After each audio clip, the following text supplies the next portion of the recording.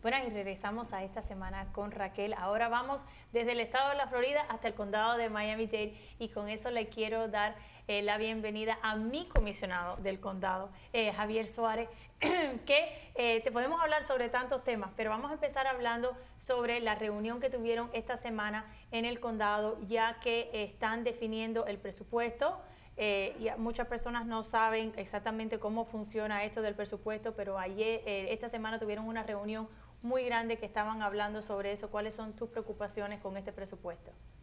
Te voy a decir una cosa francamente, la sesión de esta semana para mí no tuvo absolutamente ninguna utilidad. Yo me baso mis comentarios en el día de hoy en la sesión de la semana pasada, donde tuvimos una sesión plenaria con el público, 140 y pico personas pidieron dar testimonio, y una reunión que tuvimos cada comisionado individualmente con el alcalde, que por cierto no fue satisfactoria para mí, pero en fin, por lo menos nos reunimos. Mira, se avecina la sesión del día del jueves, ¿no? de esta semana, en la cual vamos a discutir por segunda vez y aprobar por segunda vez el amillaramiento, con el cual yo estoy de acuerdo. Claro. El hecho es que hemos reducido los impuestos, la tasa de impuestos, lo que dice el amillaramiento. Por cierto, es amillaramiento porque es la décima parte del 1%, sí. $1 por cada 1000, que es el impuesto como se aplica a la propiedad de inmueble. Pero no estoy nada de acuerdo con el presupuesto en sí, entre otras cosas porque los sueldos totalmente desmesurados, las pensiones totalmente desorbitadas siguen, continúan. De hecho, la burocracia al nivel del condado, los niveles altos del condado, los administradores no se han reducido ni un ápice. Te voy a explicar por qué. El alcalde dice que va a dejar casi 1.200 plazas vacantes, pero algunas están vacías.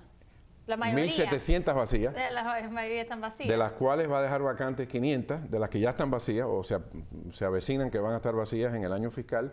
Así que está eliminando 1.200 plazas y llenando 1.200 vacantes.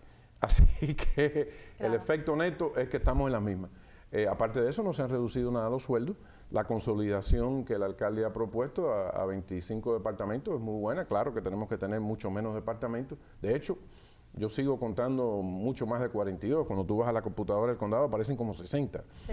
Pero esos individuos no se van a despedir. Esos individuos no se les va a dar el pink slip y decirle, mira, ya claro, retírense. Muchos de ellos con sueldos, con retiros de $100 y pico mil. Bueno, porque se cae de la mata que si vamos a tener menos departamentos porque había duplicidad, claro, que tienen que eliminar a personas, porque ¿qué trabajo van a estar haciendo si ahora hay menos departamentos? Pero eso no ha ocurrido. Por lo visto, no, exacto. Todo el mundo ha ido, pero son menos, pero son más personas en cada departamento. Sí, y el mismo número de subdirectores, el mismo número de asistentes, de los directores. Y de hecho, hay departamentos enteros que se deben de considerar para a lo mejor privatizar. Por ejemplo, el departamento de computadoras del condado tiene 550 empleados. Un departamento que hace 20 años no existía. Ayer nos estaba hablando en la sesión de la comisión plenaria, nos estaba hablando el departamento de Consumer Affairs. Entonces, yo todavía no tengo total dominio de algunos de estos departamentos, son 26,000 y pico de empleados en el condado. Me conocía los de la ciudad de Miami un poquito mejor, pero yo no sé, Consumer Affairs. ¿Qué es lo que hace? Todo lo que nosotros hacemos tiene que ver con el consumidor, ¿no? Claro. Así que yo no sé exactamente Consumer Affairs. Otro departamento que estamos mirando muy cuidadosamente, por supuesto, el departamento de transporte, y yo sé que quieres hablar un poquito de transporte, sí, y el GSA. El GSA es el departamento que se ocupa del mantenimiento de los equipos y de las propiedades que tiene el condado, los edificios, sobre todo los planteles. Aquí hay que buscar la manera de consolidar planteles. El condado tiene un edificio de 29 pisos, y nunca han estado ahí, está inmediatamente al norte de Cielito Lindo, y eso es más que suficiente espacio para la administración del condado. No deben existir otro sinnúmero de planteles. Acuérdate que los policías tienen su propia edificio. Exacto. Los bomberos, estaciones, claro, los bomberos tienen lo suyo. El departamento de parques, hay 265 parques, cada uno tiene sus casetas donde pueden, claro, poner las herramientas, los equipos, los uniformes. Y también obras públicas, por definición, están básicamente descentralizados. Así que, ¿qué necesitamos? Tener más edificios. Por ejemplo, el Departamento de Elecciones tiene un edificio nada más que para su propio uso. Por cierto, se debe considerar, y yo tengo mucha estima para el señor que está a cargo de ese departamento, pero yo creo que el Departamento de Elecciones debería ser una función del Estado. Francamente, yo no sé por qué el condado tiene que tener sus propias leyes de elecciones, aparte de las estatales, sus propios reportes. Entonces tienes que mandarle un reporte al Estado, uno al condado. Se complica un poco la cosa. Sí, muchísimo la cosa. Claro, pero es interesante cuando estamos hablando, porque muchas personas, y mencionamos esto la semana pasada, no entienden que el alcalde propone y bueno, ustedes disponen. Y ahora estamos en el proceso de determinar, sí, todo el mundo está de acuerdo que vamos a bajar los impuestos, que tenemos X dinero, pero cómo se debe usar este dinero. Y eso es algo que yo creo que ha sido la crítica de este presupuesto, pero va a haber la oportunidad para cambiarlo, porque esa es la otra cosa. Se tiene que entregar un presupuesto balanceado al fin de este mes. En la sesión de la semana pasada, que fue la primera que tuvimos para determinar, la semana antepasada, que fue la primera que tuvimos para determinar el presupuesto y aprobarlo, tú sabes que la ley requiere 2 sesiones, hubo un poquito de oposición por parte de los comisionados, pero el voto al final fue 12-1.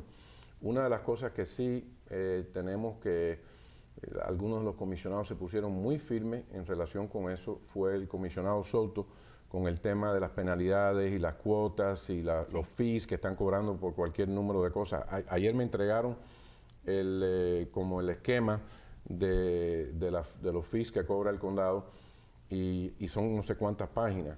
El comisionado Soto dice con mucha razón que cuando aprobamos un presupuesto y la ordenanza incluye una serie de multas y fees adicionales. ¿Que eso es subir los impuestos? Sí, en efecto. En efecto. De un punto de vista ideológico. Igual que el tema de los peajes, de los tolls, de las autopistas, que es en efecto, dicen que es un user fee porque nada más que es para la persona que lo usa, pero ¿quién no usa la carretera? Claro, es un impuesto. Exacto, todas estas penalidades y todos estos fees que le cobran a uno por toda clase de uso de lo que son pertenencias del condado, lo que son planteles del condado, sean parques, sea golf, sea campos de golf, sea lo que sea.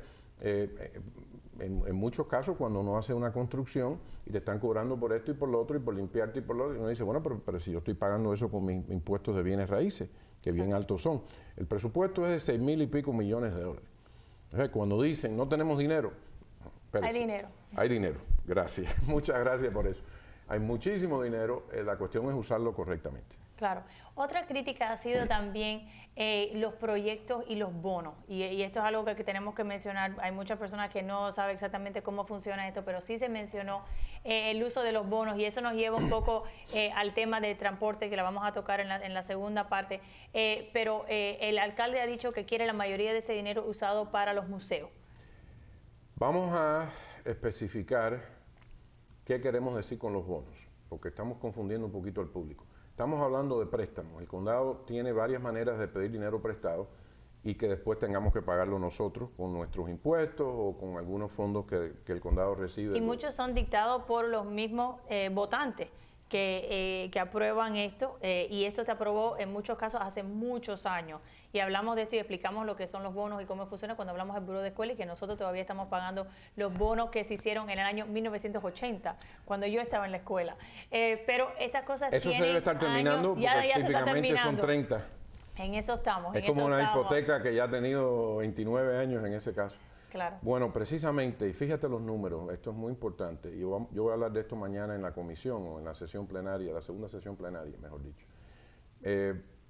Tenemos en la deuda aprobada en el 2004 de obligación general, quiere decir que fue aprobada por los votantes y que tenemos que pagarlo con amillaramiento, con un impuesto sobre la propiedad nuestra. Tenemos como 2.900 millones de dólares. De eso, a cada comisionado le dan la 13ª parte, y yo estoy esmerándome para que ese préstamo que ya se hizo, que ya está el dinero en el banco, claro, se use para lo más antes posible. Lo más antes posible para crear trabajo. Y estimular la economía, porque exacto, sentado ahí no está haciendo nada. Exacto. Y hemos hecho una distribución ya de muchos de esos fondos para viviendas costeables, para los museos.